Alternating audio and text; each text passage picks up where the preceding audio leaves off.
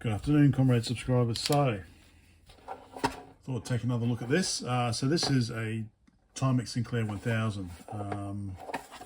You can tell by the position of the TV out and by the fact that it says delete instead of rub out. So I don't know if this works.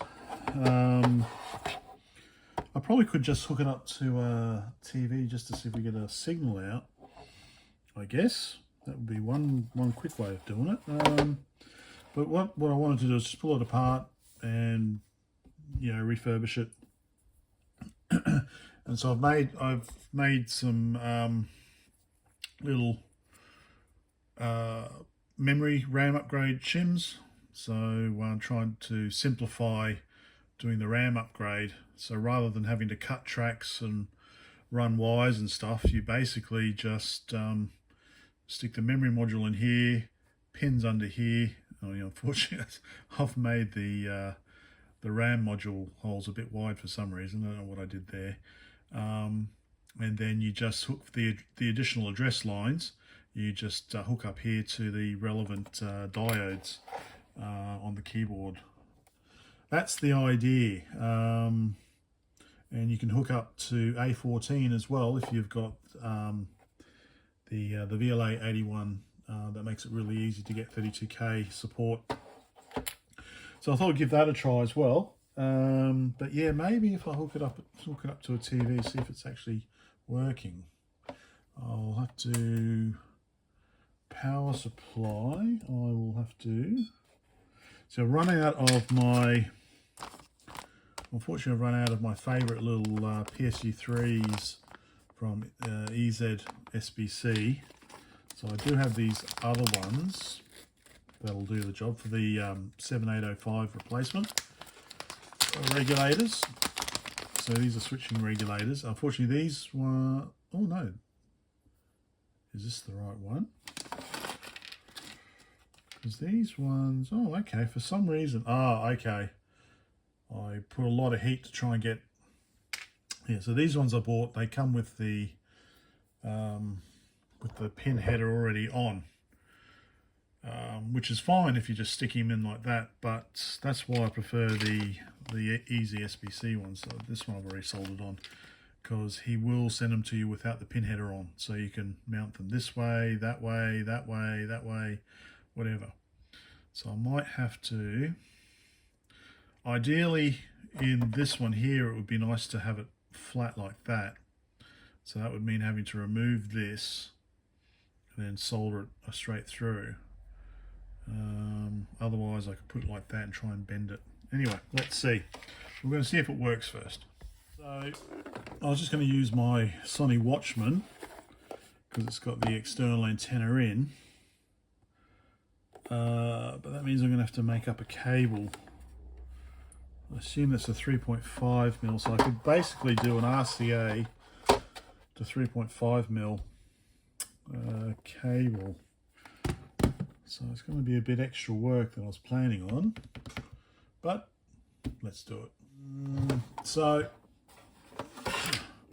I was just going to make a very simple 3.5mm, but when I plug it into the external antenna, like so, and I just wanted to see which was kind of ground and which was signal. They kind of both are. It's like they're shorted, which I guess makes sense because it's an antenna. There is no shield sort of thing, so I might do some research on that. So I'm not gonna bother doing that today. Let's just pull it apart and get stuck into it. So that's 3 out and last 2 under here.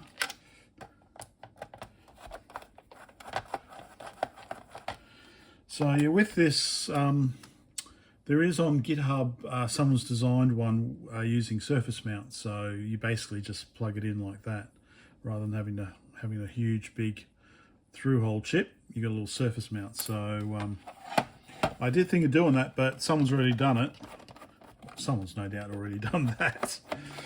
So yeah, but I'll put the link. Always read the video description. I always put all the information in the video description. So I'll put the link to that surface mount version there, but you can find it on GitHub anyway. So there's that one there. One more screw.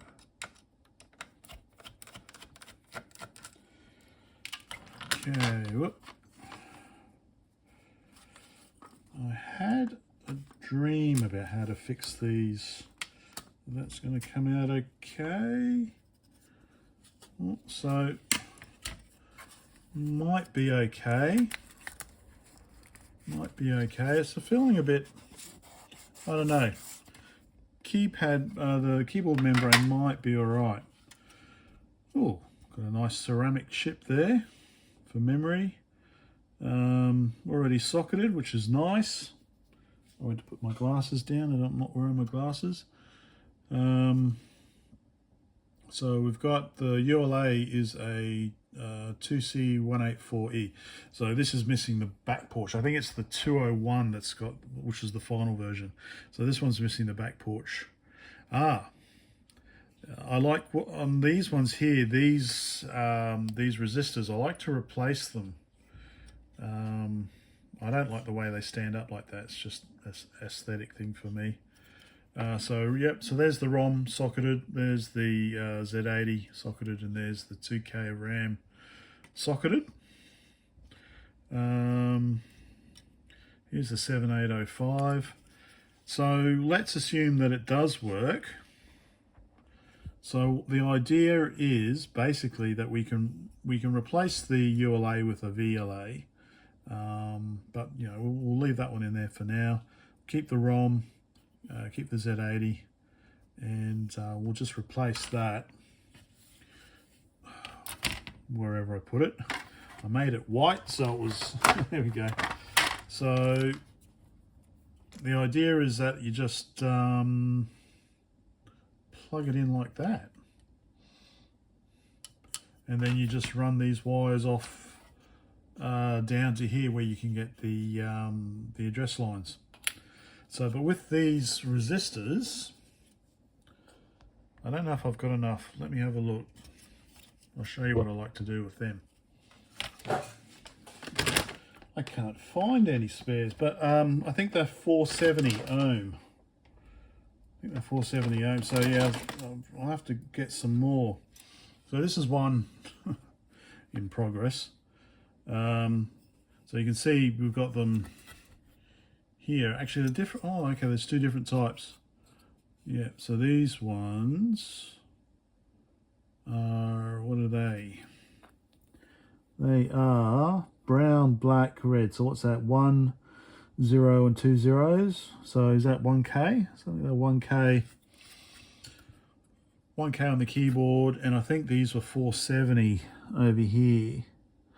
So what I've done on the 470 ones is I've got some automotive, hopefully that's visible, automotive. So they're not surface mount, they're little kind of tubular resistors. I think they're automotive resistors. And just put them on there instead of having these ugly ones sticking up like that. That can, yeah. So that's what I was going to do, but I'm gonna have to order some.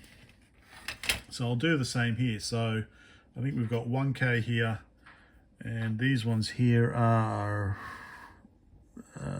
yellow, violet, brown. So what's that? 47 and 470, so 470 ohms. Anyway, so that'll be the next part, but let's see if it's working. Or I might maybe finish this one off. Let's add that one back to the pile. Okay, so like I said, so replacing, I could do it. That might be okay. That might fit in, but that's why I like the EZSBC ones, because I could just install it like that. Anyway, let's let's prepare to get that one out. Let's probably take the chips out as well so we don't damage them while I muck around with it. So I'll take out the nice ceramic 2K.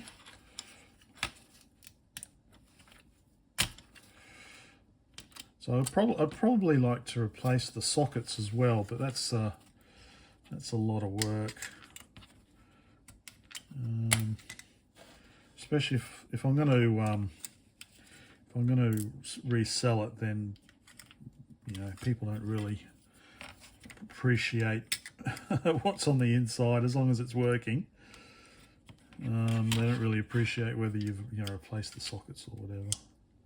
But if I was keeping it, I would take the time. So the ULA's out, and just get the ROM. I haven't tried any. I do have some replacement ROMs, but I've not actually tried them yet on account of the pinout. That's what I should do as well. I should do a shim for the pinouts. It's only so. Yeah. So what I'll do is I'll replace this decoupling. Is that a 104? I'll replace the decoupling capacitor, or I could just put it down like that. And that's so the way I designed it. So probably in hindsight, I probably should have put these up the top. But it'll fit if I could replace those. Let's see if I've got them for the 1Ks. Okay, so I've got the screw off, and actually this for FCC requirements, I'll just get this off so it's out of the way. A lot of heat. Come on.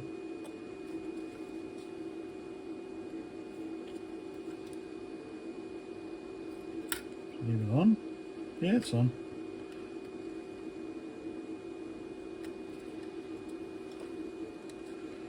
Come on. I think, there we go. Okay. So always for desoldering, I always find it easier to add some fresh solder or fresh solder. So I might get rid of the switch here as well. I think we've got to, I think when we get rid of the switch, we've just got to bridge two of the, I think we've got to bridge two of the contacts, I believe.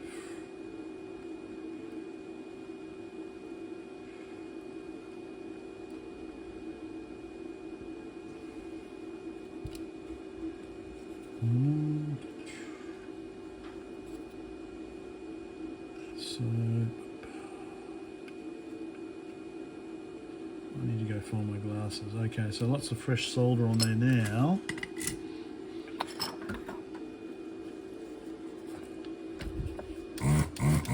Let's see how we go with this.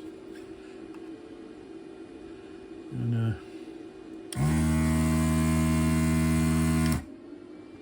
cooperate.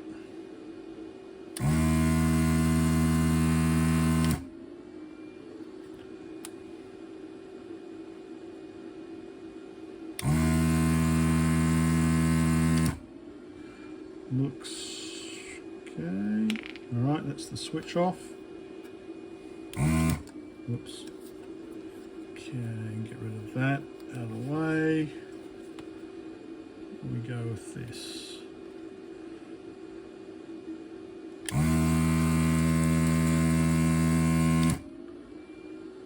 Still some solder there.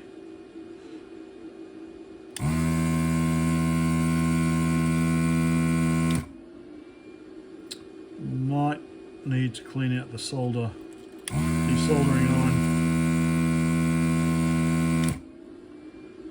Most of it's gone. Just a little bit more. So I'll finish this off.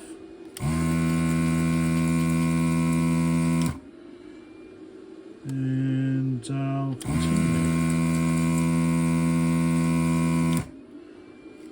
doubt someone will be able to give me advice what I'm doing wrong and my technique is incorrect.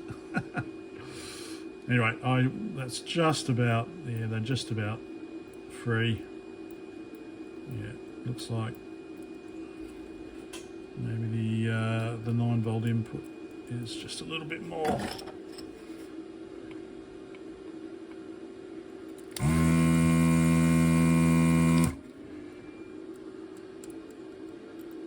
You want to be careful you don't lift up the tracks either. They seem to be free.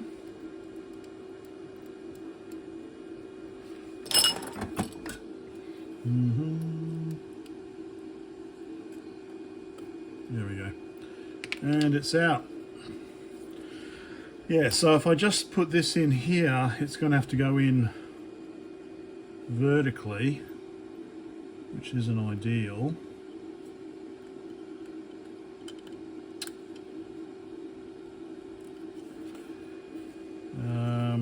I've never tried it like that before. I've always put it in horizontal just to see if it'll fit in the case.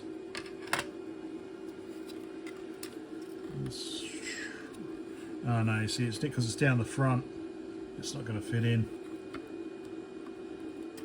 I could cut a hole. Shall I cut a hole here? No, I won't do that. So I will try, I will try to desolder. I have tried desoldering them before. Oh, didn't come out too well. We'll try again. See how we go. I was going to say the other reason why I don't really like these is because we've got all these components on the back as well. So it makes it, you know, if you want to lie it against a heatsink or the board or something, you run the risk that you're going to short something out because of these components on the back. That's why I prefer, I'll put it away a lot. That's why I prefer the Easy SBC ones.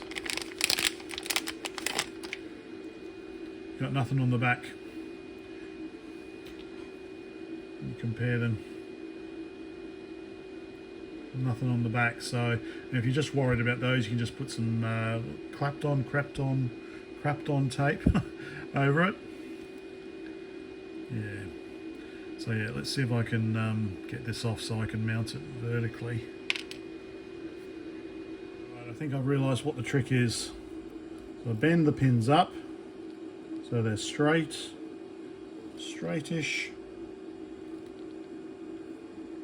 Like so. Then you can lever. It doesn't really matter, you don't have to get the plastic off. But you can lever it off a bit. The idea is you've got the pins separated so they're individuals.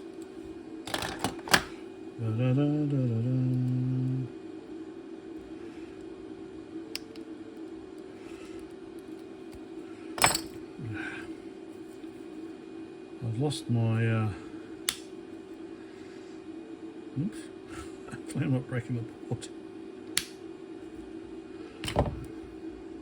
Okay. Not the planned effect, but now basically just heat up the pin and pull it out with pliers. Okay, the pins are out. Let's see if this is will still work. Okay. Job is done. So now I can put these here and hope it still works. Like so. And then stick that in here. And away we go. Okay. So that's done. Oh yeah, I just need to make sure I bridge two of those, otherwise that's not going to work. Will it?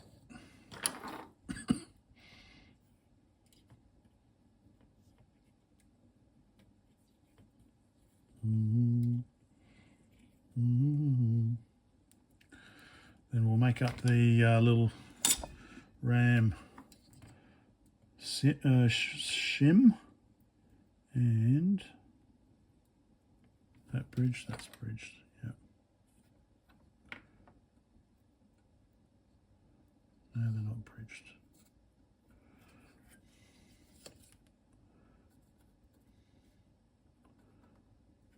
Now they're bridged.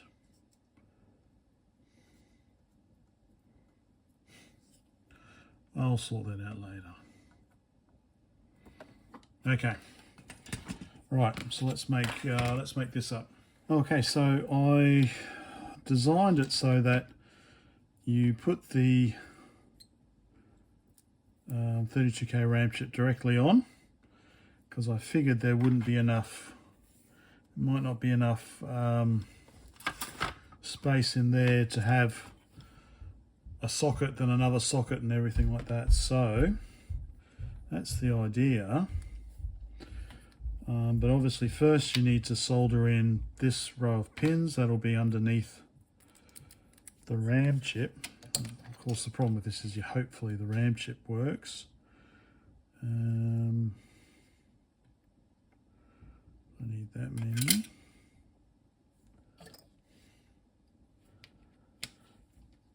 So I got these on AliExpress. Machine pins or something. I can't remember the exact. It's always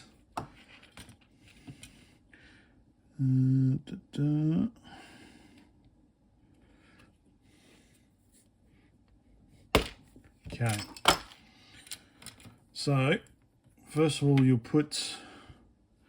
I can never remember which way around these pins go. They go in like that, or do they go in like that? I think they go in like that. So what I like to do is just maybe tack the first one in and then just chop the rest of them off so that they're as low profile as possible. And to make it a bit easier, that's the 2 rows there.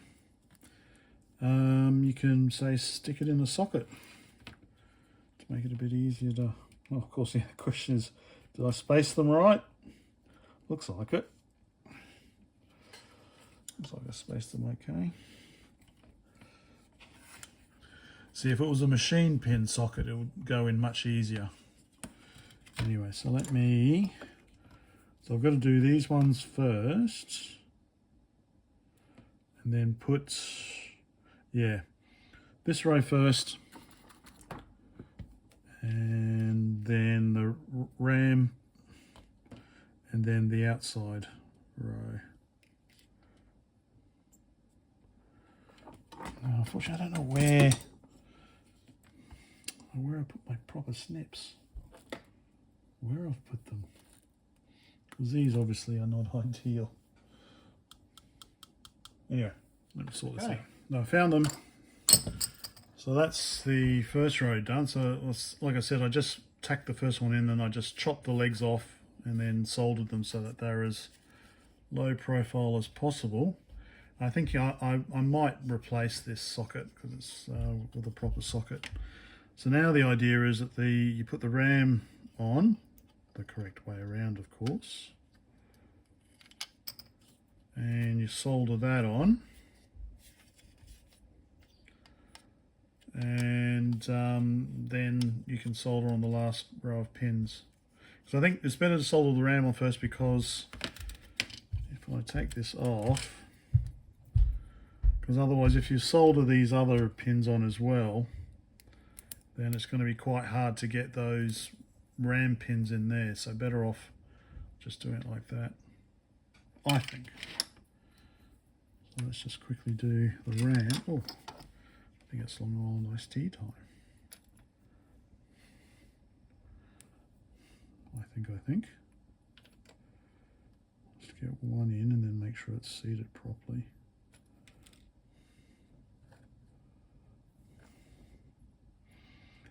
It's going to be a little lopsided, so I stick it up a bit like that maybe. It doesn't matter, no one's going to see it. Maybe I'll do this corner. Yeah, like I said, I don't know why the holes are so wide for the RAM chip. Push it out a little bit. Just trying to get that. Oh, that'll do. That'll do. All right, let me finish that off. So there we go, just about done. then we've got these things there. So like I said, I might, so this is actually a 473, so I might just replace that with a smaller one, and it plugs in like so. But I think a machine socket would be better, so I'll replace the socket there. That's the idea, and then you just run some wires down to here, and I'll stick a VLA 81 in, and because that's supposed to be able to do 75 ohm composite output. So yes, I'll try that. All right, long nice tea first.